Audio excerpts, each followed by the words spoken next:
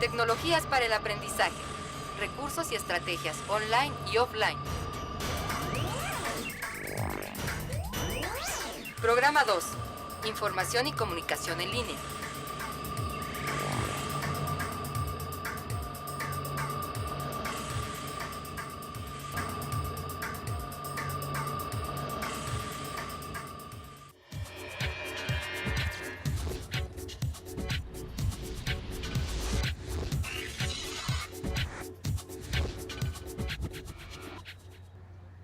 ¿Qué tal? Qué bueno que nos acompañan en este teleseminario Tecnologías para el aprendizaje, recursos y estrategias online y offline. Pues seguimos aquí en Zacatenco, en la Unidad Profesional Zacatenco del Instituto Politécnico Nacional. Es el Centro de Formación e Innovación Educativa. Y pues vamos a estar esperando también sus comunicaciones para que nos hagan comentarios con respecto a los programas que hicimos la vez anterior. A este programa vamos a estar esperándolos.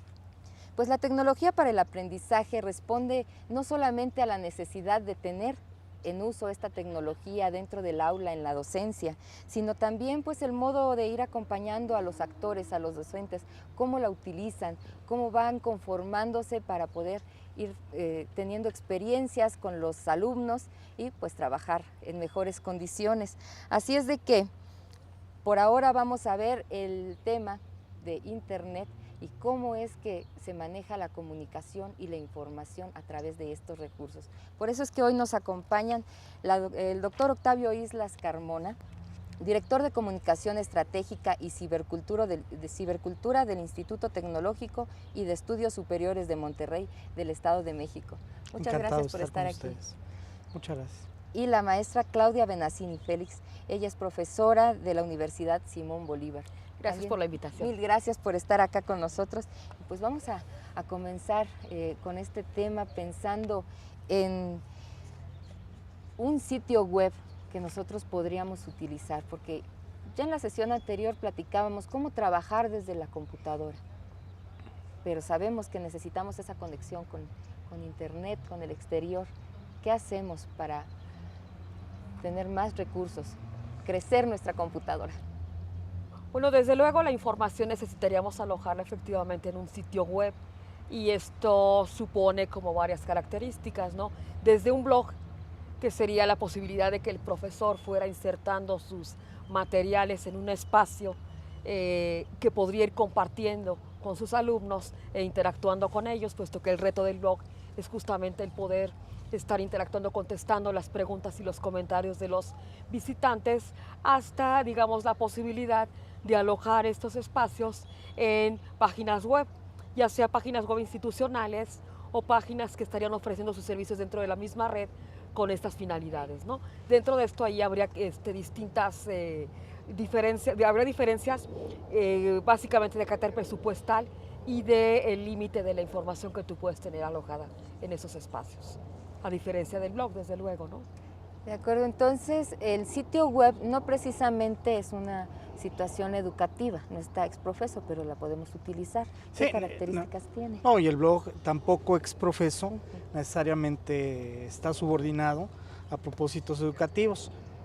Son ambientes comunicativos distintos y similares.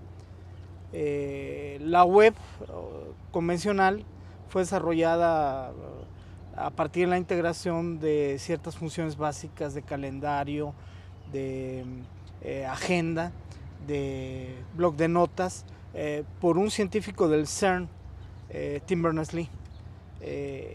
Esa web básicamente correspondía a una inteligencia comunicativa más compleja, donde necesitabas conocer ciertos elementos de programación de HTML para poder levantar un sitio en internet. Con el paso de los años lo que ha ocurrido es que tú adviertes una mayor amigabilidad en internet, situación que ha derivado en la gestación de una nueva web, la llamada web 2.0, en la cual el usuario de internet accede a la condición de prosumidor. El prosumidor es un actor comunicativo que simultáneamente es emisor y receptor. La palabra prosumidor la anticipa por ahí Alvin Toffler, es de alguna manera u otra anticipado el concepto por McLuhan. Pero ya vámonos a lo concreto. El blog, ¿qué ventajas tiene? Que no necesitas saber programar en HTML, tienes una serie de plantillas ya establecidas, una serie de proveedores de este servicio, y básicamente tú te ocupas de discernir qué tipo de contenidos puedes en un momento dado compartir con un determinado imaginario. Pero esto multiplica las posibilidades de Internet, porque si antes una persona básicamente tenía que gestionar un dominio, encontrar un proveedor de servicio que pudiera en un momento dado realizar los servicios de programación de HTML para poder tener su sitio y actualizarlo, la actualización pues era un proceso bastante complicado, además de todo lo anterior. Si tú dispones de un blog, cuentas con una plantilla que tiene muchísimas posibilidades y que te permite destinarla a propósitos periodísticos, de investigación, lúdicos, de carácter educativo. Vamos, tú eres tu medio de comunicación. Como nos dice precisamente, el proceso de comunicación casi está integrado, ¿no? Ahí mismo podemos tener la información y comunicar lo que queremos. Ya no es necesario tener un lenguaje de programación y ser especialista. Planteábamos en la ocasión anterior el hecho de la multidisciplinariedad, de la interdisciplinariedad, ¿no?, que se requiere para poder conformar una página o ver los contenidos y simplemente echarlos a andar. En estos ambientes vamos a tener todas las herramientas que necesitamos y podemos echarlo a andar solos. Sí, y puedes desarrollar muchísimas herramientas más. Vamos, una de las cuestiones interesantes es que Internet cambia cada día. Internet también la hacen los usuarios, quienes descubren nuevas prácticas o posibilidades comunicativas o nuevos usos en términos generales a las plataformas de Internet. Entonces, Internet constantemente se está transformando con lo que la gente hace. A partir de ese principio de renovación, tú puedes encontrar que en Internet la gente descubre posibilidades de información, atractivos contenidos, entretenimiento, muchísimo entretenimiento, y que en buena medida los medios de comunicación convencionales de alguna manera u otra se han prolongado, han sido asimilados de alguna manera u otra por Internet, pero con una libertad o con una posibilidad de participación que antes no estaba considerada en los medios convencionales. Piensa tú, por ejemplo, la televisión. La televisión convencional, donde básicamente puedes establecer un principio de eliminación de aquello que no te resulta favorable a tus intereses. Si yo no te pienso, yo no te menciono, tú no existes. Y en Internet, bueno, esto no opera. Tú fácilmente puedes levantar la voz, o bien puedes, con recursos relativamente modestos, participar en un canal de YouTube o levantar tus videos para poder desarrollar una propuesta interesante, novedosa, que no encontrarías en los medios de comunicación convencionales. Pero también como usuario, si me pongo del otro lado, voy a encontrar mucha información que me va a servir, alguna información que más bien va a ser lo primero que encuentro, pero no es lo que necesito. Entonces, si pienso en mis usuarios, ¿qué es lo que debo hacer para tener un buen sitio web que les pueda servir, pensando en esta cuestión educativa? Mira, yo creo que aquí como profesor, que la actitud es distinta a la actitud que podríamos tener frente a otros ambientes dentro de la red. Como profesor, yo creo que uno primero tendría que pensar el camino que voy a recorrer junto con mis alumnos, ¿no?, como una primera cuestión. Y esto entonces me hace planear el contenido, qué es lo que yo quiero tener en mi blog o en mi espacio, que va a ser lo distinto del resto de los espacios que haya en la red y que además va a convertirlo en un sitio exitoso y un sitio buscado, ¿no? La segunda cuestión que yo te diría, bueno, además del contenido, serían que debía incluir las propiedades de los nuevos medios, es decir, el lenguaje propio de los nuevos medios, que, digamos, eso ya es un trabajo mucho más de aprendizaje, pero que aprendizaje formal que tú puedes incorporar muy rápidamente tus saberes sobre el tema. Y tercero, yo creo que la respuesta, que es un poco lo que tú dices al principio, ¿cómo es la respuesta? las visitas que yo tengo a este espacio, las opiniones que recibo, que me hacen entonces estar actualizando y realimentando este sitio constantemente. Ya por eso también es una cuestión importante. La cuarta, ¿no? Y última. No podemos tener ya un sitio que sea el mismo durante toda la eternidad. El sitio necesariamente tienes que estarlo actualizando tan periódicamente como tú te lo propongas y tan periódicamente como lo requieran incluso tus mismos alumnos, ¿no? Significa que a partir de esa planeación, entonces vamos a tener las características propias de nuestro sitio. Vamos a decir qué necesitamos y en dónde es donde van a estar los cambios, ¿verdad? Exacto. Doctor. Sí, fíjate que en mi experiencia muy particular, yo estuve trabajando con ciertos blogs, ubicándolos como posibles aulas virtuales de aprendizaje. Entonces, ubicaba temarios, ubicaba también contenidos, lecturas, presentaciones en PowerPoint, algunos videos, vínculos a YouTube, e incluso entrevistas, algunas grabaciones, audio, texto e imagen. Y con lo que me he encontrado a partir de hace unos meses, que comenzamos a explorar una plataforma de redes sociales, Ning en concreto, donde tú básicamente puedes gobernar con mayor certeza quiénes ingresan, qué contenidos, tener blogs, es decir, las redes sociales utilizándolas para propósitos educativos representan una gran ventaja sobre los mismos blogs porque contienen además blogs. Y por otra cuestión bien interesante, la mayoría de los estudiantes, que ya estamos hablando de nativos digitales, el concepto de nuevos milenaristas o la generación Einstein, los nacidos a partir de 1998, que a diferencia de generaciones anteriores, las generaciones X o Y, ya son personas que nacieron con internet como medio de comunicación primario, la televisión y otros medios ya serían los medios secundarios.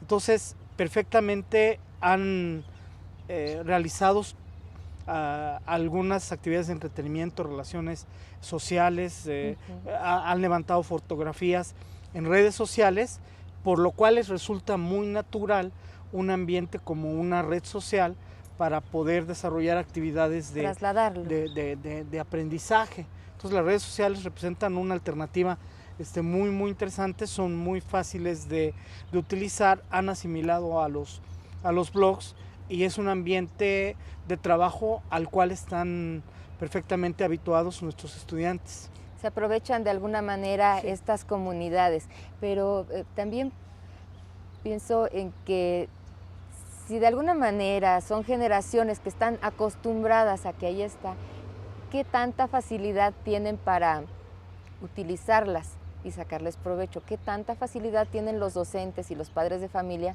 para indicarles que además de ser un recurso para la diversión, puede ser también para encontrar información, para... Yo te volvería a decir que una parte de eso es función del profesor. Y que eso me parece que te requiere una nueva actitud. Todavía, por ejemplo, nos estamos de acordar cuando en las papelerías vendían las estampitas estas y los niños, claro. Lo que hacías era copiar lo que decía en la parte de atrás, lo pegabas muy bonito, lo presentabas con tu nombre y el maestro sabía que tú lo habías copiado de la parte de atrás y te ponía tu 10 sin ningún problema.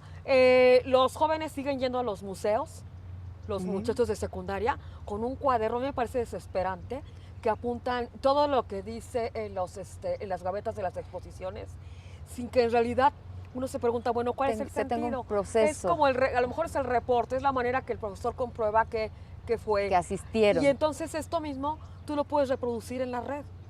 Lo que a mí me parece es que tú necesitas tener una actitud distinta frente a estos nuevos medios de comunicación, pero entonces esto como viene nuevamente, yo te repito, de la experiencia previa y de recorrer el camino con ellos. Claro. O sea, no es voy a improvisar un espacio a ver cómo nos va quedando, sino que previamente tú tuviste que haber identificado qué es lo que tú estás esperando de ese espacio como profesor y estás esperando también que tus alumnos busquen y encuentren ahí, y no solamente en tu sitio, sino además en los sitios que tú estás recomendando a manera de consulta, mismos que además, creo yo, tuviste que haber recorrido y reconocido previamente. No es nada más, oigan, pues hoy en la mañana me encontré una cosa aquí navegando y a ver qué les parece, sino que tiene que ser parte de tu mismo proceso de planeación educativa, ¿no? Yo creo que lo que señala Claudia es muy atinado. Me parece que en buena medida estos nuevos milenaristas, estos nativos digitales, tienen más conocimientos, mejores habilidades que los propios docentes en el manejo de las nuevas tecnologías. Entonces, lo que tenemos que hacer nosotros es involucrarnos, participar en redes virtuosas de conocimiento donde nosotros humildemente reconocemos qué limitaciones tenemos y son los propios usuarios quienes en un momento dado nos ayudan a construir el ambiente que nos involucra para procesos de aprendizaje. Y me parece, por ejemplo, una de las observaciones que también me llamó mucho la atención ahorita del comentario de Claudia, la ausencia o los dilemas que representa la pobre alfabetización digital que tenemos en México. Muchos de los estudiantes que en un momento dado acuden a un museo para tomar notas tienen iPods y quizá desconocen que tú puedes comprar un micrófono y que lo instalas al iPod y que puedes convertir el iPod, además de un gadget de entretenimiento, en una extraordinaria grabadora digital de una calidad de primerísimo nivel que te permite realizar un trabajo muchísimo más productivo, más riguroso en tu visita al museo. Entonces, me parece que falta muchísima alfabetización digital, nos hemos desentendido de ello y suponemos que por las propias condiciones generacionales, por las habilidades innatas que tiene la generación Einstein, fácilmente van a poder descubrir usos y aplicaciones en determinadas gadgets o herramientas de comunicación. Claro. Y no es así. Necesitamos en un momento dado realizar un trabajo muy laborioso para poder advertir qué usos, aplicaciones admiten determinados gadgets y seguramente vamos a tener mejores aplicaciones educativas, de bajar ringtones de la Titanic y cosas pavorosas, a lo cual nos ha acostumbrado un discurso mediático, a una visión totalmente distinta de hacer ciudadanía, como demostraron, por ejemplo, los españoles previamente a las primeras elecciones que llevaron a José Luis Rodríguez Zapatero a la presidencia de España, la famosa tarde de los mensajes cortos, ¿no? Convocar a ciudadanos españoles a denunciar que el gobierno de Aznar había realizado una serie de prácticas desinformativas señalando a ETA como principal responsable de los atentados en los trenes de cercanías a Madrid en marzo, días antes de las elecciones. Entonces la gente a través de teléfonos celulares en un momento dado toma una actitud ciudadana y participa en una manifestación el sábado. El domingo eran las elecciones, que es un antecedente inmediato muy importante en el cambio de actitud del electorado español, que al día siguiente determina que es el presidente Rodríguez Zapatero y no Rajoy, ¿no? Claro, porque finalmente llega el momento en que esto se puede ir convirtiendo en material para ir teniendo un conocimiento histórico, una memoria histórica como pueblos incluso, ¿no? Entonces le corresponde al docente tener que capacitarse para poder llevar de la mano a las nuevas generaciones que sí están acostumbradas a los aparatos, pero no a decir qué usos son los que podemos darles, ¿no? Por ejemplo, además de la educación, la investigación, cómo se combinan la nueva tecnología, las ganas de los chicos que les gusta estar con lo nuevo. ¿Cómo hacer para combinarlo y qué usos le puedo dar? Es que yo creo que aquí es parte de este camino que uno tendría que recorrer, en donde yo te puedo decir, yo tengo alumnos que tienen en su iPod 10,000 canciones y que te enseñan efectivamente el índice y en el índice tienen 10,000 canciones. Hombre, que bien, es un dispositivo de almacenamiento de información, punto.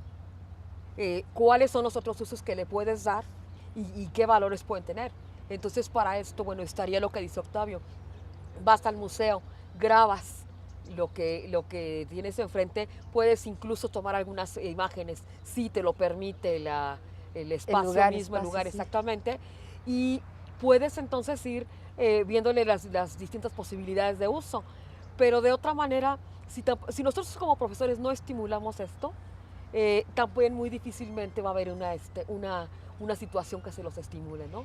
Probablemente después el mercado de trabajo sí en algunos ámbitos muy específicos, pero si no es desde la escuela que tú les empiezas a enseñar estos nuevos aprendizajes y estos nuevos usos, ellos no los van a identificar por sí mismos, ¿no? Seguramente puedo pedirles que me traigan un video realizado a partir de algunas tomas con el celular o con el iPod. Significa que nos tenemos que diversificar, además, no necesariamente ceñirnos a lo que es la currícula únicamente. Sí, no utilizar los gadgets como juguetes, aprender a utilizarlos como instrumentos de trabajo, como recursos, como medios de comunicación, y aprender en un momento dado a partir del ensayo, de la práctica, descubrir nuevas alternativas que admiten estos gadgets, ¿no? Estas herramientas. Y básicamente promover una serie de tareas digitales. Generalmente el tipo de actividades que en el salón de clases a veces desarrollamos se limitan al salón de clases. No entendemos que podemos romper con la distancia y con el espacio a partir de los espacios virtuales, pero que demanda también que el tipo de actividades que nosotros estamos considerando sean congruentes con esta nueva lógica de un imaginario digital. Entonces resulta en un momento dado absurdo establecer determinado tipo de tareas o determinado tipo de actividades de aprendizaje que básicamente responden a objetivos de aprendizaje de una visión eminentemente analógica, ¿no? Que bien puedes realizar sin la necesidad de las tecnologías de información, cuando Sí. efectivamente puedes en un momento dado convertir una actividad muy ortodoxa, muy convencional, muy análoga, en un ejercicio digital muy entretenido, muy rico, muy participativo, si en un momento dado le das el significado que admite. ¿Cómo? Pues súbelo en un momento dado a la red social, súbelo al blog, haz Aprovecha determinada estas actividad comunidades Exacto. y tú eres un virtuales, ¿no? constructor, un partícipe activo en esta tarea que supone cierto conocimiento, que supone la transformación de ciertas habilidades y de ciertas prácticas para un hacer de una forma distinta. Y además entender que puede ser un espacio para la misma expresión y la creatividad de las ideas, Exactamente. para compartir pues, trabajos, procesos de investigación, o como decíamos hace rato, ver qué información sirve y cuál no. ¿Cómo lo regulo esto? ¿Hay alguien que pueda decir vamos a tener que regular? Nos hablaba de internet. Es que la información tiene distintos usos sociales, entonces muy difícilmente en esto podemos diferir en términos de lo que, por ejemplo, a mí me resulta de utilidad como experiencia docente y lo que ya en un espacio de discusión les resulta de utilidad a los demás. Y tiene que ver también con nuestra propia práctica educativa, con nuestra propia experiencia y con cómo entonces aprovechamos estos espacios, ¿no? Y yo creo que ahí sí es importante tener como este espacio de comunidad en donde podemos intercambiar estas opiniones con otras personas, pero bajo la idea de que no necesariamente lo que a mí me funciona o la manera en la que yo lo he hecho necesariamente tiene que ser la forma en la que se procede, ¿no? Yo creo que ahí tendríamos que pensar en otras alternativas. Fíjate que el cuate que señalamos como creador de la web, Ajá. Tim Berners-Lee, ahora está trabajando con el desarrollo de una web semántica, sería la web 3.0. La función de esta web es desarrollar una plataforma, un ambiente de comunicaciones más inteligente que te permita realizar búsquedas muchísimo más precisas. Si en un momento dado tú utilizas determinados campos en Google, te puedes encontrar una considerable cantidad de información y mucha de esta información no te va a servir. Sin embargo, hay determinadas técnicas de investigación amparadas bajo el concepto de web searching, en las cuales tenemos destacadísimos investigadores en México. Fernando Gutiérrez del TEC de Monterrey, quien precisamente acaba de publicar en Alfa Omega un texto dedicado a ese tema. Me parece una de las personas más reconocidas que escarban en la Internet visible y en la Internet invisible, bases de datos, por ejemplo, recursos de información que en un momento dado no son fácilmente asequibles a través de Google. Puedes pensar en otros metabuscadores. A lo que vamos. De lo que se trata es que entienda hoy el docente que necesita conocer nuevas técnicas de investigación para explorar el universo digital. Y esto supone desarrollar determinado tipo de habilidades, determinado tipo de prácticas para extender esos horizontes. A veces basta con enviar un correo electrónico a un atento bibliotecario que te puede ubicar determinada información, pero en ocasiones puedes en un momento dado incluso evitarte ese paso sabiendo escarbar en las distintas bases de datos que puedes ubicar a través de internet, pero tienes que realizar un trabajo que trascienda evidentemente la exploración a través de Google. Y sobre todo también la disponibilidad que tenemos, ¿verdad? Que encontramos, saber discernir, saber emplearla. Y pues bueno, precisamente para saber qué tan acostumbrados estamos al trabajo con las nuevas tecnologías, pues estuvimos visitando a los profesores en CCH Vallejo. Muy bien. Visitamos también a algunos profesores de distintas secundarias en el Estado de México y ellos nos ofrecieron sus testimonios, así es de que, ¿qué les parece? Vamos a ver esta primera parte. El docente frente al uso de la tecnología. Todos iniciamos de cero, ¿sí? Que si nosotros llegamos ya sabiendo computación a un centro de trabajo, nosotros también empezamos de cero. Y estamos en el buen ánimo de compartir conocimiento, que se metan hay cursos en línea, hay foros donde podemos intercambiar información. Un profesor debe prepararse totalmente y estar al tanto de las innovaciones que van surgiendo, porque nuestros alumnos a veces están más enterados que nosotros, y entonces lo que tenemos que hacer pues es estar asistiendo a cursos, permanentemente saber cuáles son las nuevas cosas que están surgiendo para también me apoye en ese trabajo, porque hasta cierto punto me facilita más la exposición de la clase. Considero que las herramientas de Internet son fundamentales para el desarrollo de un curso que esté de acuerdo con las nuevas circunstancias globales, por supuesto que sí. La comunicación y el acceso a la información, ese es el tema que estamos tratando hoy y nos encontramos, pues como les comentaba al principio, en el Centro de Formación e Innovación Educativa del Instituto Politécnico Nacional en la unidad Zacatenco. Desde aquí estamos esperando sus comentarios, sus llamadas, tengan por seguro que leemos todos sus correos electrónicos. Y bueno, pues antes de continuar con nuestra mesa, tenemos también un ejemplo más del uso de la tecnología, cómo están empleándola los docentes. El programa, la serie de Brecha Digital, realizada en el Centro de Entrenamiento de Televisión Educativa, pues nos da algunos ejemplos y hemos querido traerles hoy Intel. Vamos a verlo.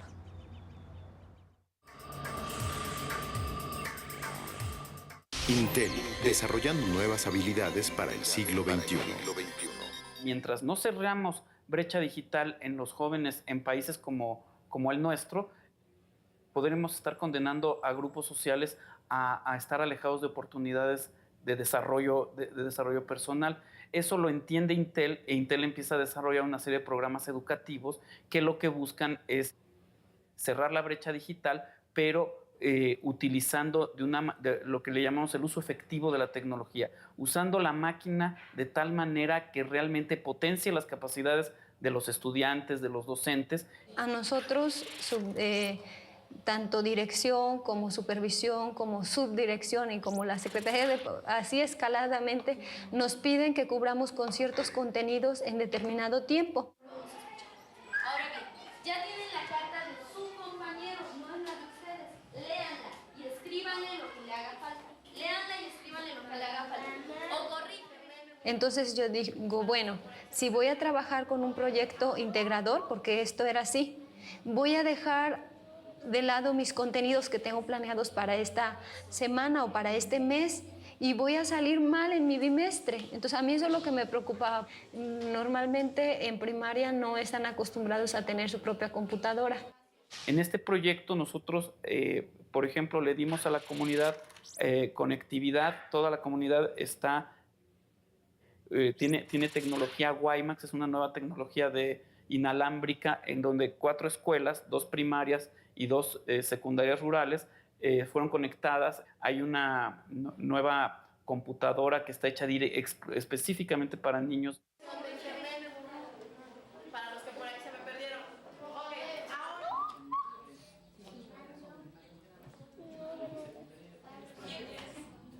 Que es conocida como la Classmate, y esta computadora, que es tipo una laptop, permite que los niños tengan acceso individual al cómputo.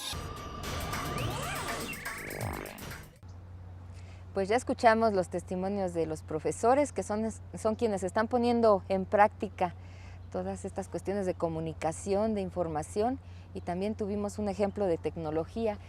Si quieren comentarnos algo acerca de estos testimonios. Bueno, el primer comentario tendría que ser algo que ya dijimos fuera del aire, la diferencia de los testimonios en relación a lo que estaba sucediendo unos años atrás, en donde verdaderamente había una enorme resistencia hacia la tecnología, ¿no? Ese es como un primer avance que es importante.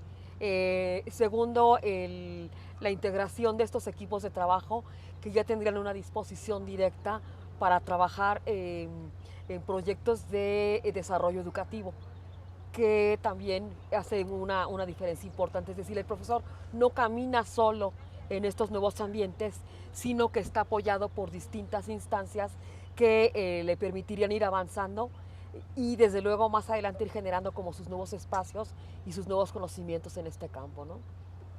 Profesor, a mí me cautivó el comentario de algún profesor que reparó finalmente en la importancia de la preparación para el mercado de trabajo. A mí me parece que en muchas licenciaturas nos perdimos en una teoricidad improductiva, soslayamos la importancia de la preparación para el mercado de trabajo, las competencias profesionales.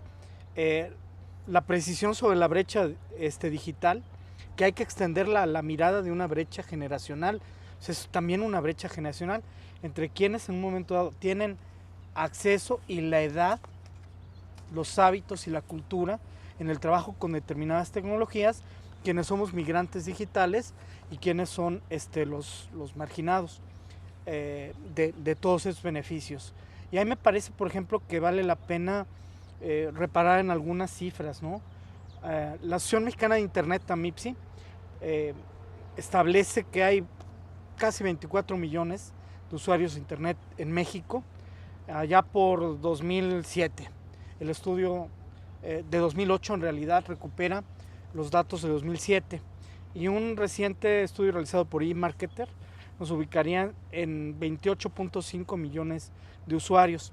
Un aspecto notable para recuperar el tema de brecha generacional es que más del 50% de estos usuarios de Internet son menores de 25 años. Es decir, es gente que puede estar de 7 a 25 años en la escuela, desde la educación primaria hasta algún programa de posgrado, y que representan un potencial enorme en términos del tipo de país que se puede construir si en un momento dado estas personas obtienen el mejor aprovechamiento posible, los mejores conocimientos, la mejor alfabetización digital, y pueden en un momento dado prepararse mejor para poder desarrollarse profesionalmente. Entonces está la esperanza. Lo que hace falta trabajar muy fuerte es en términos de los contenidos, en la educación digital. Ya exprofeso, porque el puente que podemos tener en este momento es precisamente los profesores que ya están muy dispuestos, y un proyecto educativo que está exprofeso, planeado para la educación, salvando sí esa brecha generacional, la brecha digital, dotando de posibilidades que quisiéramos que le llegaran a todos, ¿no? Pero no sí siempre creo se puede. que dentro de estos espacios tendría que haber como una capacitación para ayudarles en esto de la improvisación. Yo creo que de repente en estos recorridos, como decía Octavio, en calidad de migrantes digitales, de pronto te asombras de cosas que verdaderamente ya cuando las socializas terminas por darte cuenta de que realmente tienes muy poco conocimiento de algunas herramientas, de algunos instrumentos de información, de comunicación, y que entonces te parece como una cosa muy novedosa cuando en realidad ha estado ahí durante mucho tiempo, ¿no? Y yo creo que en este recorrido, en este apoyo a los profesores tendría que haber como esta posibilidad.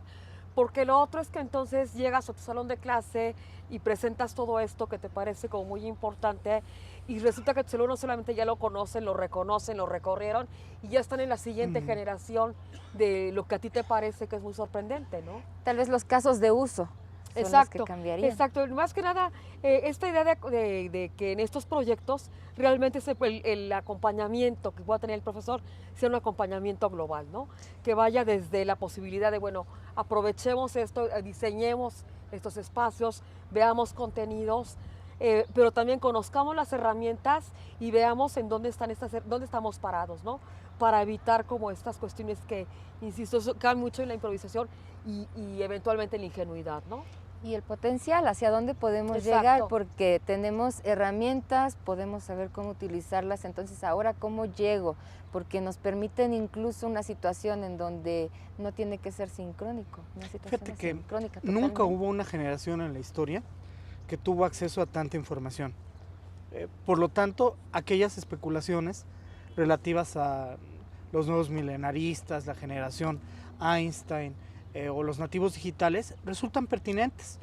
Lo extraño o lo paradójico de este asunto es que no hemos sido capaces de concebir algunas políticas educativas que permitan impulsar un proyecto educativo, una revolución digital acorde con las posibilidades de estos nativos digitales, que ahorita están en las escuelas y que están desencantados en buena medida porque muchos de los profesores, muchos de los facilitadores no tienen ni tantas habilidades ni tantos conocimientos del universo digital, de sus posibilidades, como ellos tienen.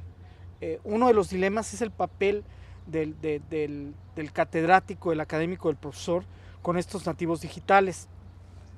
Estudios realizados en Holanda, replicados en España, también sobre el papel del académico, del profesor, del docente, señalan que no tiene que ser una persona que sea capaz de todas las respuestas, de poder proporcionar todas las respuestas, como sí poder sugerir las rutas, las avenidas de exploración que pueden en un momento dado dar respuesta. Es el acompañamiento, ¿no? Y es entonces también el aprovechar estos recursos de la red finalmente para otras finalidades más allá de la educación.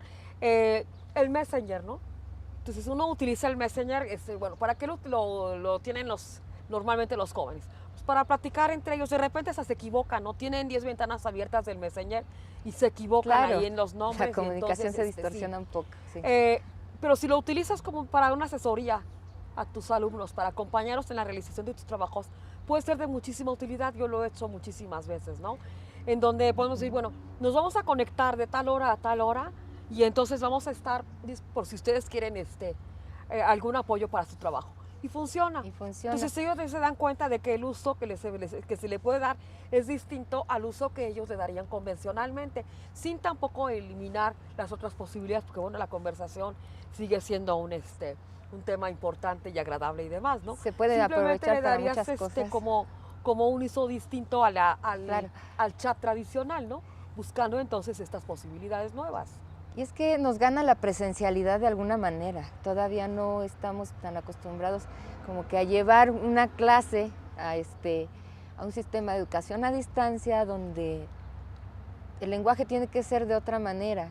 No será parte de eso porque en el chat igual escribimos y hablamos igual. Pero también es el perfil del profesor.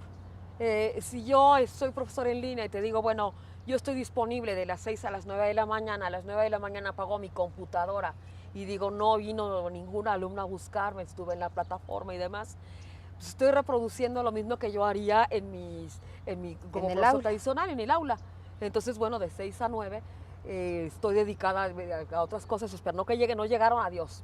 Aquí tendremos que organizarnos de otras maneras para poder realmente tener estos espacios de encuentro, de discusión, que son distintos a los espacios reales. Entonces, esta diferenciación también de los nuevos espacios virtuales es lo que también dificulta muchas veces el seguimiento y la relación enseñanza-aprendizaje en aulas virtuales, ¿no? Sí, nos ayuda a salvar temporalidad, espacios geográficos. Exacto. Fíjate que los japoneses traen un rollo muy interesante. Tuve la oportunidad de estar en Tokio en el CEATEC 2004. El CEATEC es una feria en la cual se presentan prototipos, innovaciones tecnológicas y es la feria más importante de los países asiáticos en materia de nuevas tecnologías. En 2004 Nakamura, el presidente Matsushita, que es el corporativo del cual forma parte Panasonic, presentó un discurso magistral sobre lo que denominan sociedad de la ubicuidad. La sociedad de la ubicuidad es el escenario asiático, no es la sociedad de la información y el conocimiento como en Occidente, como la ONU ha tratado de impulsar, y descansa sobre una propuesta filosófica bien interesante.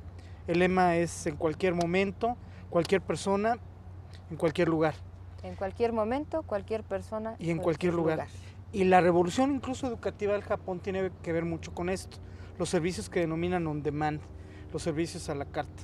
Es decir, de la vieja escuela, del viejo edificio al cual tú te desplazas para recibir una formación, a la información que desde el hogar, en un servicio a la carta, tú puedes establecer en materia de contenidos educativos y que enlaza muy bien con los proyectos independientes de muchísimos profesores que en sus ratos libres, más allá de la materia, presentan proyectos literarios, proyectos históricos, una clase particular de matemáticas y que ahorita se encuentran terriblemente dispersos, pero que conforme avancen estas tecnologías y cobre mayor significado la visión de una sociedad de la ubicuidad y efectivamente la educación incluso se convierta en un servicio on demand, van a caber perfectamente en esta estructura. Tú no te vas a tener, salvo por propósitos de socialización, tener que desplazar al Instituto Politécnico Nacional para tomar una clase. Esa clase la puedes tomar a distancia y además puedes complementarla con determinados servicios on demand de otros profesores, de otras personas, de otros países, de otras personas que se pueden encontrar muy lejos de ti, pero los contenidos te resultan próximos, específicos por la naturaleza concreta de tus necesidades de aprendizaje. A eso nos vamos a perfilar.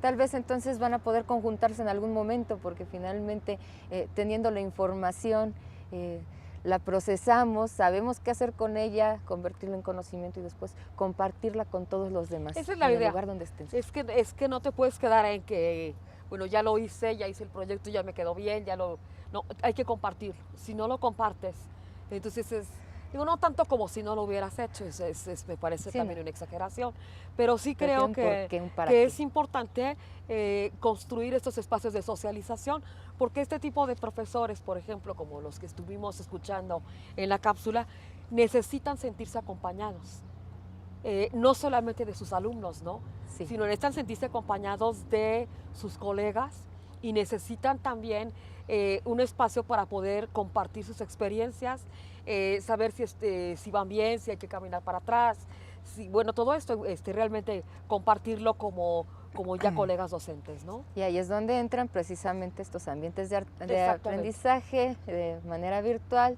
donde vamos a tener un sitio, donde vamos a tener un foro, por ejemplo, donde intercambiar opiniones. Exactamente. El mail, el chat, para todo ello nos pueden ir sirviendo. Pues, ¿qué otros recursos online nos pueden servir para esta comunicación? Bueno. En apoyo a la educación siempre, ¿verdad? Sí. Los podcasts son muy interesantes. La posibilidad finalmente es de realizar un video doméstico a través de internet que puedes perfectamente colocar en YouTube y que en un momento dado le permite a muchísimos alumnos que no participaron en la clase, que no pudieron asistir, descargarla, y analizar los contenidos, es decir, la educación en tiempo real es desplazada por las nuevas posibilidades que presenta un nuevo imaginario educativo donde los servicios on demand a la carta no necesariamente tienen que darse en el mismo momento, puede ser en el momento que tú quieras, en el lugar donde tú te encuentres, descargar ese podcast que básicamente sintetiza la información de la clase a la cual no quisiste asistir, y a eso tenemos en un momento dado que ubicarnos, entender las posibilidades de la virtualidad, suponer que la calidad educativa no necesariamente radica en una presencialidad obsesiva, sino que podemos en un momento dado recuperar determinadas ventajas de la educación remota, de la virtualidad, de las plataformas y recursos que hoy tenemos, y que incluso en términos presenciales, los alumnos quizá más activos son los que posiblemente están aparentemente más indiferentes a tu clase, están realizando distintas tareas, es el concepto de multitasking, tienen en un momento dado el teléfono celular, la computadora, otros gadgets, y tú dices, bueno, es que el alumno no me está atendiendo. No, tiene la capacidad para hacer eso, lo hace también en su tiempo libre, y además ve televisión y escucha radio por internet, tiene todas esas capacidades todo a su alcance y hay que aprovecharlo. Que son expresión de una nueva ecología cultural. Sí, porque por ejemplo decías, hubo una época en que realmente estaba así como muy penalizado que en tu salón de clase los alumnos, por ejemplo, tuvieran el Messenger, estuvieran conectados, ¿no? ¿O la computadora? Desde luego. Y bueno, claro, aprendimos Tan por otro solo lado el celular, ¿no? que a través del Messenger los alumnos pueden intercambiarse el examen, que ese es también el otro asunto, ¿no? Que habría que considerar esto. Pero a mí me parece que en este momento ya no debería de tenernos tan preocupados si tienen o no tienen conectado el Messenger, porque finalmente esos son los nuevos ambientes que te vas a encontrar incluso en el trabajo. Digamos O sea, que ¿cuántas personas en el medio profesional tienen instalado su Messenger para fines de trabajo y lo defienden también como un ambiente que les permite a ellos estar en contacto con los clientes o con las personas que necesitan? En este caso es igual, tú puedes estar en contacto con tus alumnos a través de este sistema, que muchos te pueden decir, bueno, si es ahora es para chatear, bueno, sí, pero el chat puede ser también un intercambio de opiniones de carácter educativo, ¿no? Es una cuestión más de tipo práctico, y en lo educativo podríamos decir que están cambiándose las maneras, los conceptos del aprender, ¿no? Del reorganizando del las maneras acceso del al conocimiento, ¿no? También. Y de socializar finalmente, y de cómo se va adquiriendo la cultura. Sí, el alumno potencialmente también es un prosumidor, no es el viejo receptor pasivo del imaginario educativo de hace muchísimo tiempo, sino es un individuo que es capaz en un momento dado de proponer sus propios conocimientos al escrutinio de otros a través de plataformas digitales. Ello es interesante porque potencialmente lo convierte en un investigador. Hace falta nada más, me parece, estimularlo. Y canalizar. Que reciba la seguridad, la confianza del maestro de que aquella búsqueda, aquella exploración, aquella tarea no va a ser destinada al bote de basura, al boiler del profesor, sino puede publicarse en internet, puede ser publicada y puede recibir la mirada de otros que la van a complementar, que la van a cuestionar, que van a derivar otras miradas, otros discursos posibles a partir del encuentro con ese trabajo, con ese producto. Entonces, la educación se convierte en un proyecto visible, en una comunidad que va construyendo exponencialmente significados, si encuentra el estímulo por parte de las autoridades educativas y por parte de los profesores, por supuesto. Pero independientemente lo hacen los estudiantes. Ya, lo quieran o no lo quieran los profesores. Lo que sí se necesita para esto, demasiada proyección, una planeación, una organización. Sería mejor. ¿Cómo diseño estas didácticas? ¿Cómo las armo para que me resulten? Bueno, primero yo creo que es una cuestión necesaria, ¿no? Porque si seguimos el hilo de la conversación, si los alumnos realmente se exponen cotidianamente a estos ambientes, y yo llego al salón de clase con el pizarrón y apunto, bueno, depende que desde luego de la materia y sus características, ¿no? Pero entonces uno también tendría que efectivamente aprovechar estos espacios para poder desarrollar estas nuevas formas de acercarse al conocimiento. Yo creo que un aspecto esencial en términos de, digamos, una persona que está empezando a hacer esto es el aprender a buscar la información. Que es un proceso que aparentemente, desde luego, puede ser muy simple o muy rápido, pero que puede ser tan complejo como uno quiera hacerlo. Y mientras más complejo sea este proceso de búsqueda, más certera va a ser el resultado que yo voy a obtener. Entonces creo que es fundamental aprender a buscar y desde luego encontrar lo que uno está buscando y tratar entonces de plantearlo, de incorporarlo, digamos, a mi proyecto proyecto educativo, ¿no? Con mis el alumnos. Proceso de enseñanza y aprendizaje, autoaprendizaje podría ser también. Sí, pero porque aquí entonces, bueno, va implícito la cuestión del ensayo y error. Muchas veces sí estamos buscando y lo que estamos buscando o no es lo que pensábamos o es efectivamente como se planteaba por ahí, está lleno por lo menos de errores, ya no digamos si es falso o verdadero, sino que está lleno de errores, entonces esto no es. Entonces tendría que hacer todo este ejercicio que finalmente me llevaría a digamos, a cristalizar el proyecto, ¿no? Pero la tecnología nos da esa posibilidad precisamente, ¿no? Ahí misma está intrínseco para poder corregir el camino. Y yo hago buenos votos como mexicano para pensar en una reforma educativa estructural, donde se reparase en la importancia de la tecnología y en la formación de nuevas generaciones de educadores. Calidad en la enseñanza sustentado en competencias tecnológicas. Ya vimos que no basta donar computadoras, que ello es importante, pero no es suficiente. Es mejor preparar docentes con habilidades digitales, menos actividades sindicales dedicadas a la toma de calles, menos política y muchísimo más calidad educativa sería yo creo que la propuesta inteligente. Pero es voltarse mucho más al profesor que al alumno, ¿no? Es decir, el alumno necesita también, el profesor es alumno en ese caso también y necesita una guía. Una guía y un acompañamiento, decía yo, en este proceso, ¿no? Que es básico. Me parece que hay que transformar el escenario áulico, ¿no?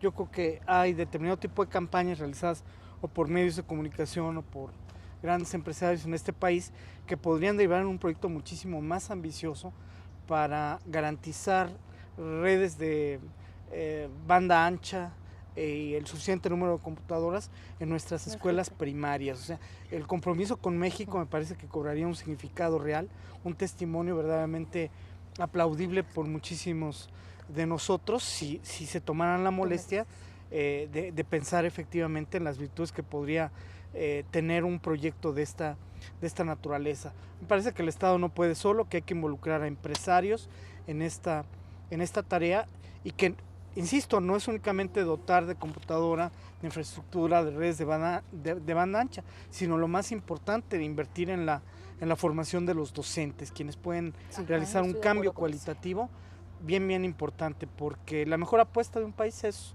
su educación y la educación es un proyecto transeccional. Entonces quizá en lugar de dejarnos de pelear con el narcotráfico deberíamos involucrar en una visión inteligente de un proyecto educativo a largo plazo como nación. Digamos que hay un número creciente de programas, ¿no? De estos que te dicen, no, si la niña tiene 9 de promedio, le van a regalar una computadora, que si se la regalan, ¿y para qué la va a usar?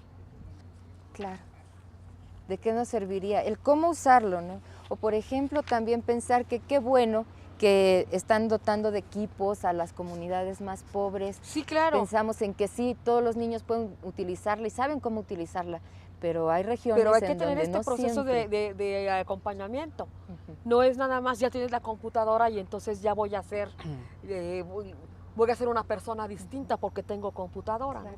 Pues, a menos que lo veas exclusivamente en términos de estatus, ¿no? Sería padrísimo poder compartir con la gente que está en las comunidades, en los lugares más apartados y no solo en las grandes ciudades, ¿verdad? ¿No? Sí ha habido experiencias. Poco a poco se van llevando las experiencias, eso me parece muy bien y pues me gustaría ahora presentarles nuestros siguientes testimonios. Utilización educativa de la tecnología por los alumnos. Por ejemplo, en la historia de cada deporte se ve la diferencia de los años anteriores a ahorita. Además, en base a ella estamos viendo los récords actuales a los récords anteriores.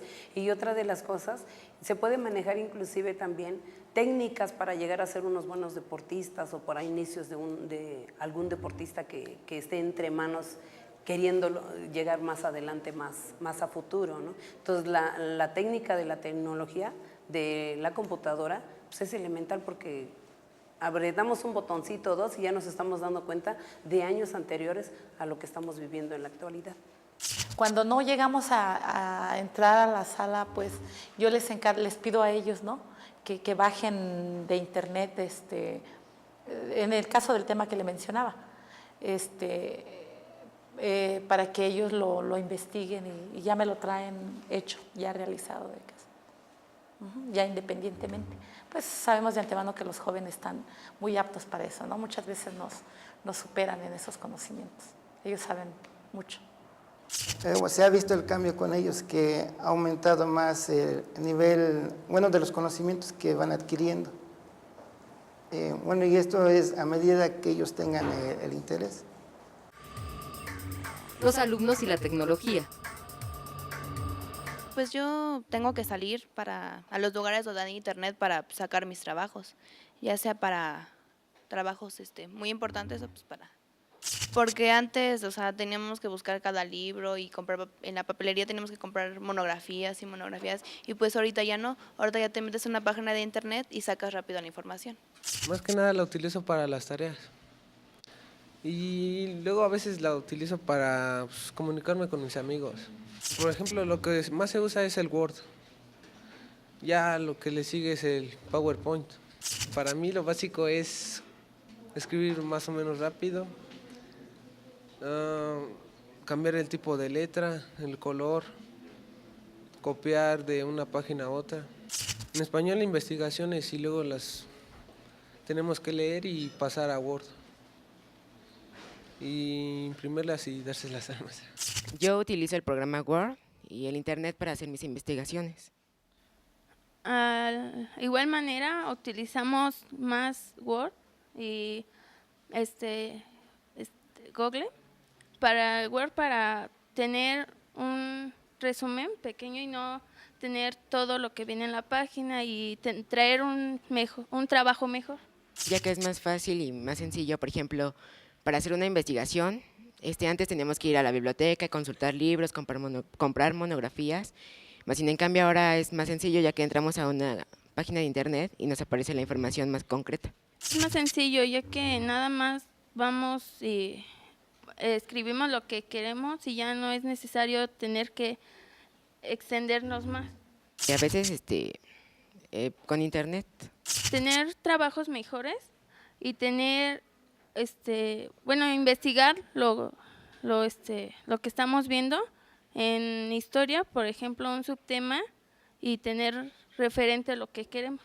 Los maestros utilizan internet para tener un trabajo más extendido y más comprensible. Yo tengo la computadora en mi escuela y a veces subo y utilizo el internet para tener más información y comprender mejor el tema. En mi escuela contamos con internet y podemos subir a hacer trabajos escolares, o hay veces que con mis compañeros que tienen, les digo y ya voy a su casa y hago un trabajo referente.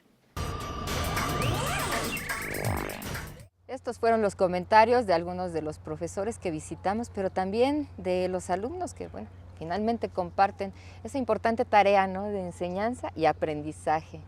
Si queremos comentar algo de los testimonios, ya estábamos platicando aquí. Sí, mira, yo de nueva cuenta creo que sí es importante, sí hay una serie de cosas, de procesos y de acceso a saberes que la computadora te facilita, pero yo te vuelvo a repetir que el papel del profesor en este momento es importante. Escuchamos, ¿para qué usas la red? Para bajar trabajos. ¿De dónde los bajas? Decíamos ahorita, ¿del Rincón del Vago? Del Rincón del Vago. Entonces, porque si yo como profesor de veras no sé que existe el Rincón del Vago y que mis alumnos de ahí se pueden bajar los trabajos que yo los evalúo como con 10. Entonces, bueno, ahí hay un problema que es un riesgo que yo estoy corriendo, porque claro, después va a ser, mira, pues sí me lo hice baje, me puso 10 y ni cuenta se dio de que yo lo había bajado. Y puedes recibir, a lo mejor hay personas que pueden recibir 3 o 4 trabajos iguales, bajados del mismo, porque del Rincón del Vago hay miles de réplicas, ¿eh?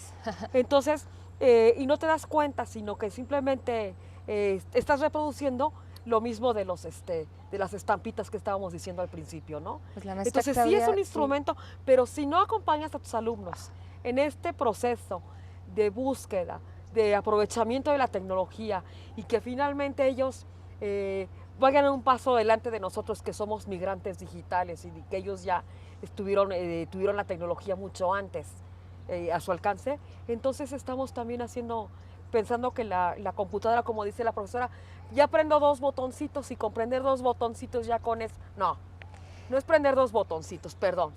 Es más complicado el asunto, un proceso. ¿no? Pues se habla de un acompañamiento, precisamente. Exacto, y no vaya, no es mágico la computadora, ya le compré la computadora y ya entonces va ya trae todo en la paquetería. Sí, todo incluido las neuronas, ¿no? Por eso, ¿cómo se hace? Yo pienso que puedes poner a pensar a los estudiantes a través de tareas inteligentes en Internet. En Internet puedes encontrar varias voces, varias miradas, varias interpretaciones. Entonces, puedes estimular a que los alumnos realicen un análisis comparativo de una serie de autores, tendencias, interpretaciones sobre un problema particular y que finalmente concluya el estudiante con su punto de vista, que en un momento dado pueda articular, recuperar en buena medida lo que encontró en determinados autores.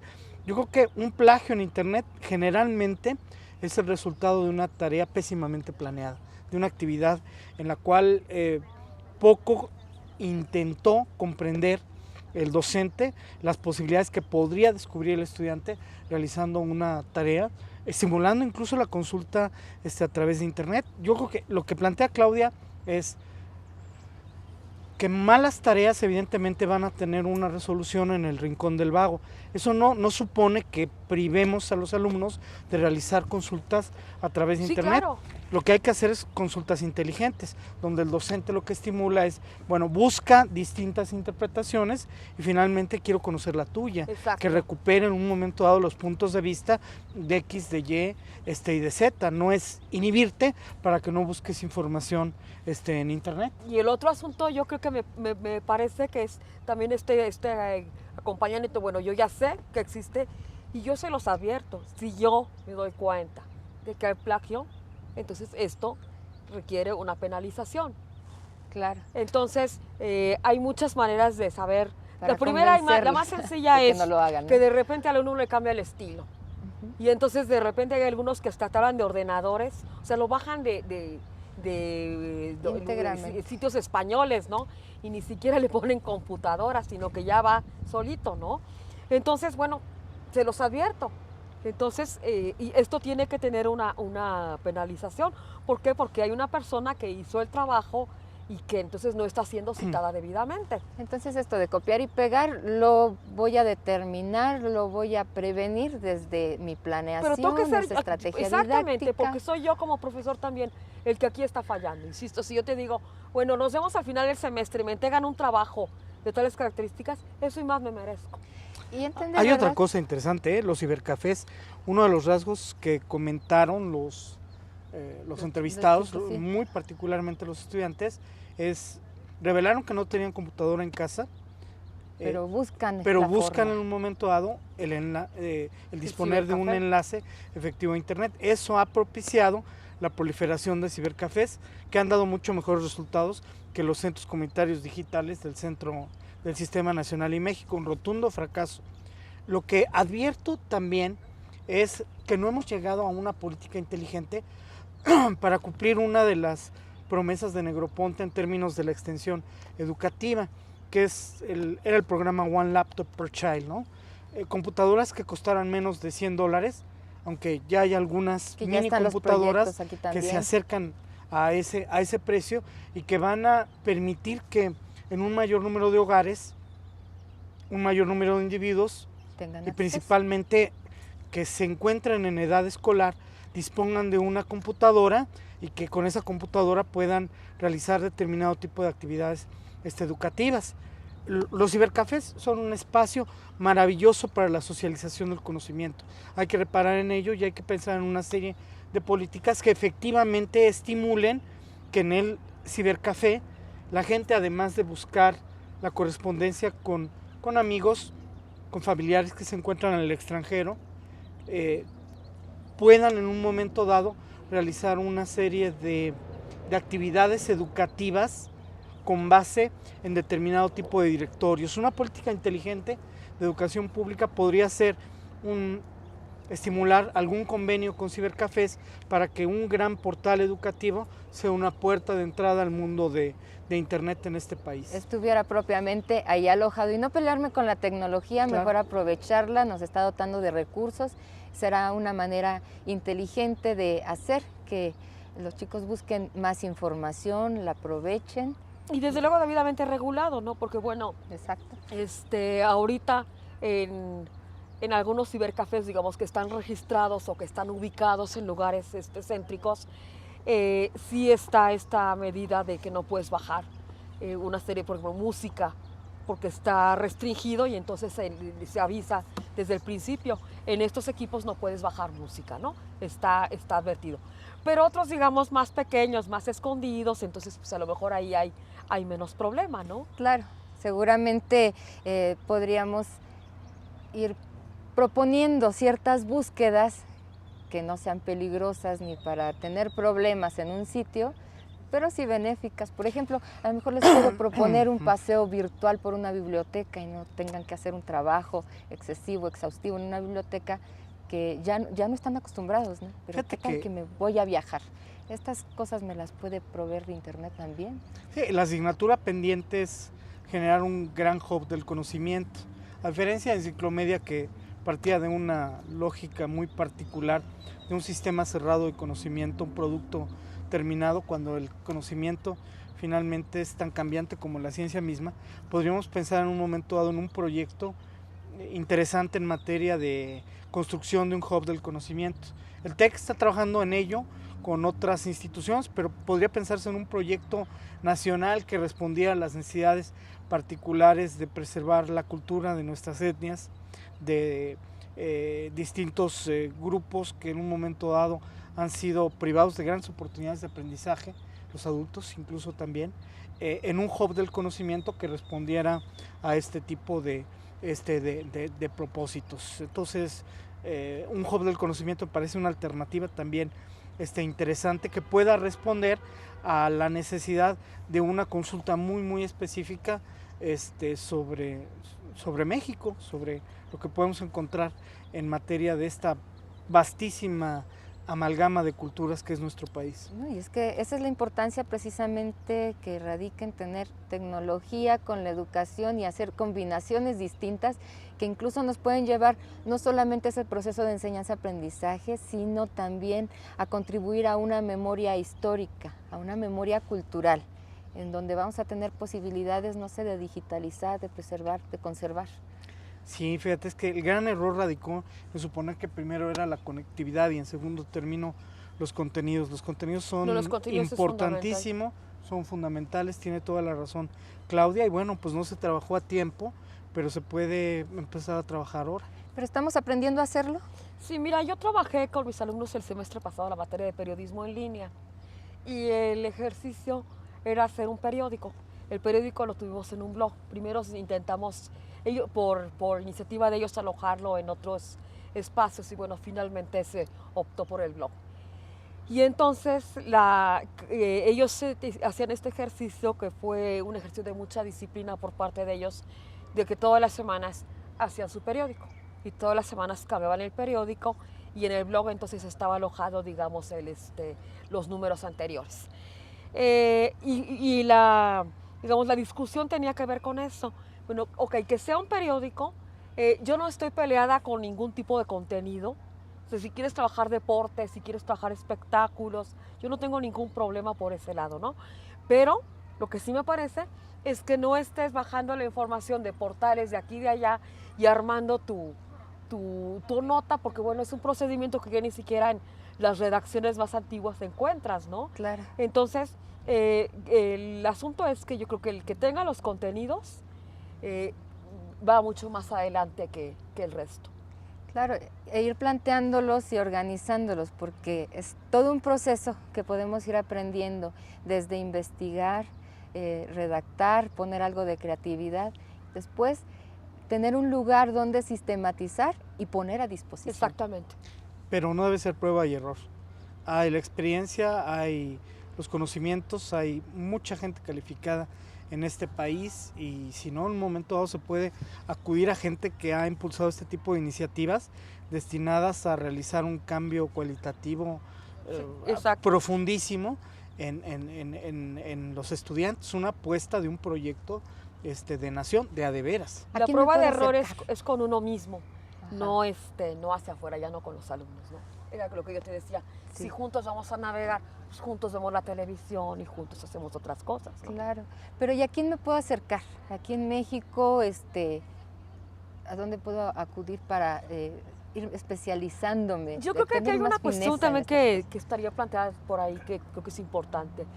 De alguna forma, el avance en este tipo de trabajos estaría basada por una parte en la disposición de tiempo, es decir, en que el número de horas, por ejemplo, que yo tengo asignadas, que por ejemplo puede ser el caso de los profesores de los testimonios de la cápsula anterior, tendrían que tener un número de horas dedicadas, digamos, a este tipo de actividades, ¿no?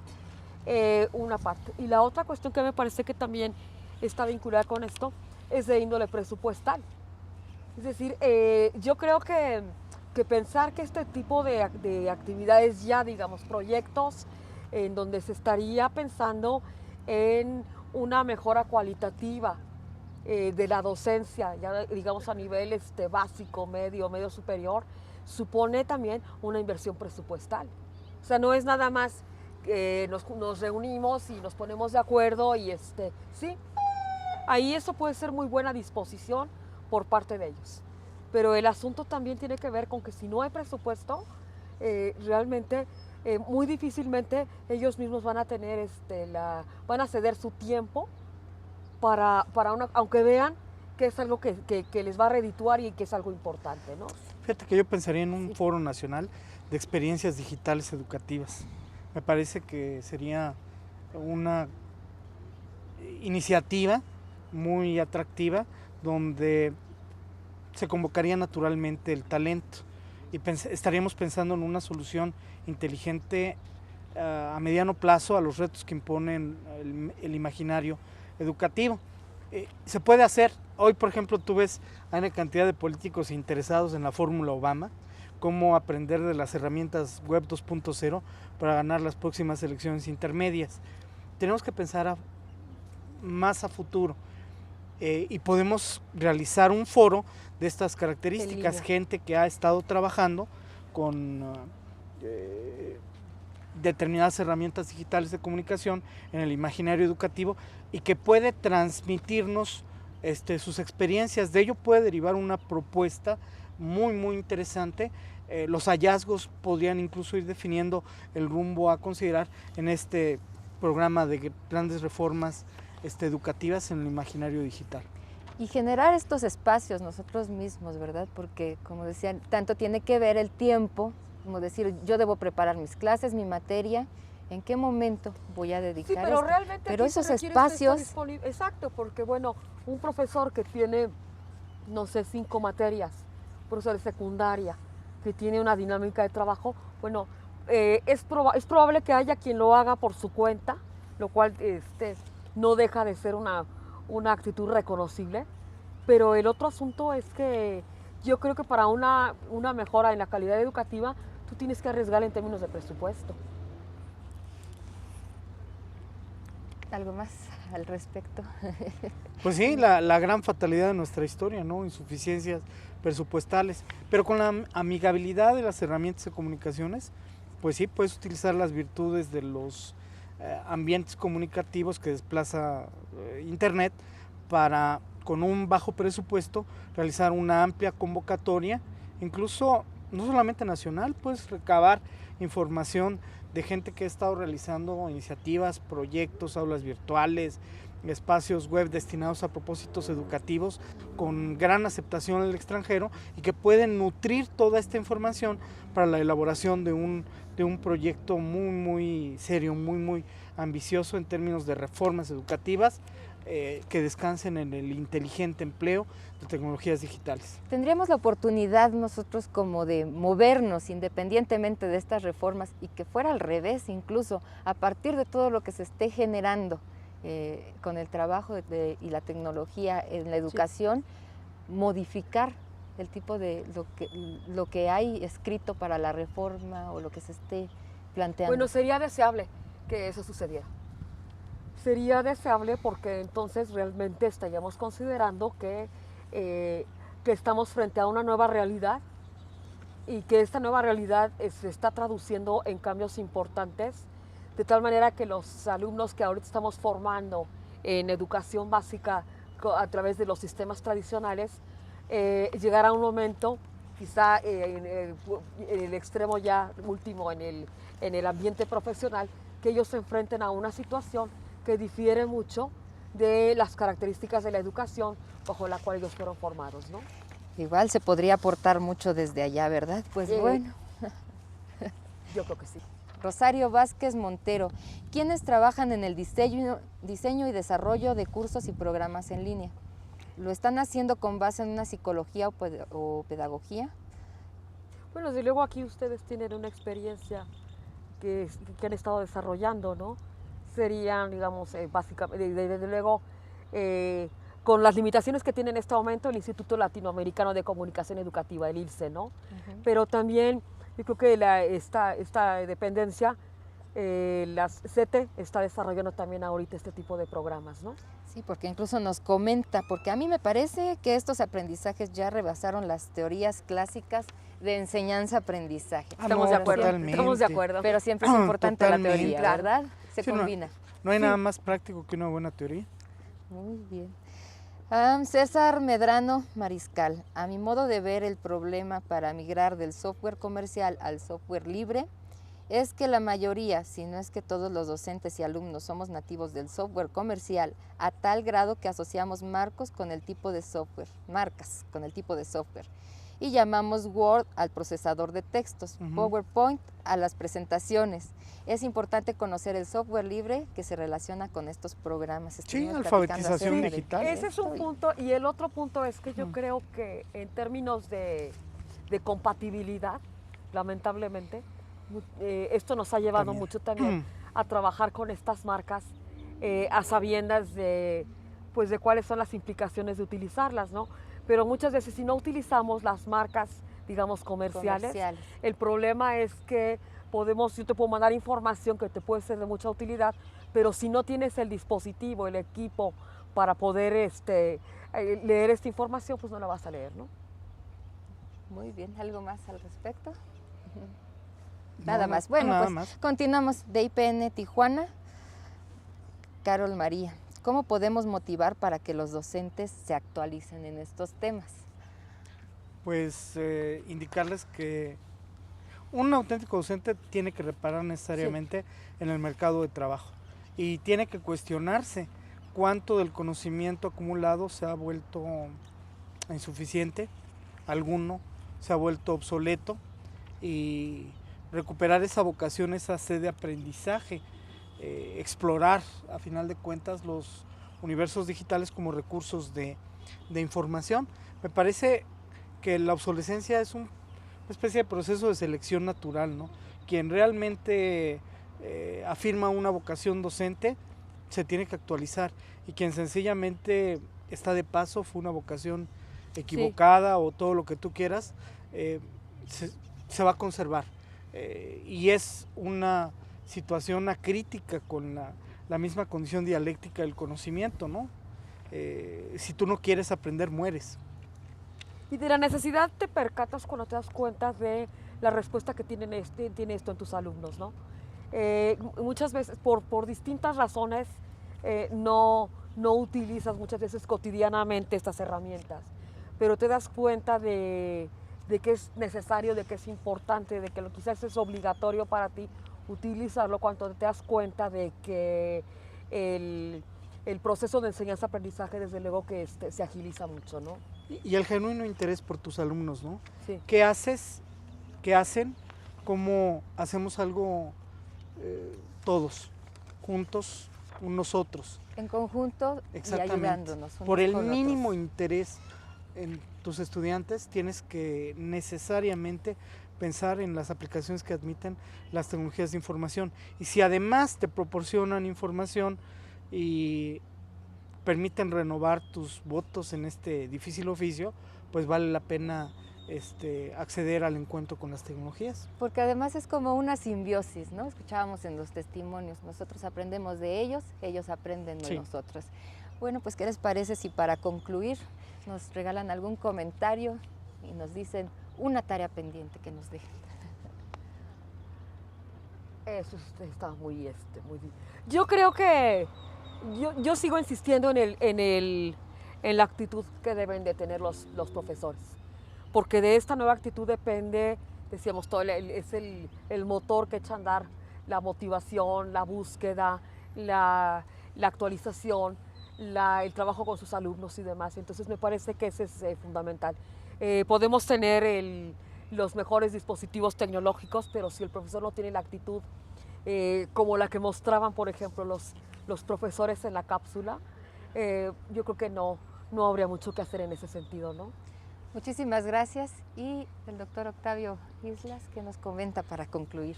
Bueno, yo pensaría que me quedaré con la idea de que nunca antes en la historia de la humanidad tuvimos tanta información a nuestro alcance y que la estamos aprovechando muy poco, que se necesita voluntad política, se necesitan recursos, pero tenemos que afirmar que si algún remedio tiene este país, está en su educación, está en su proyecto educativo.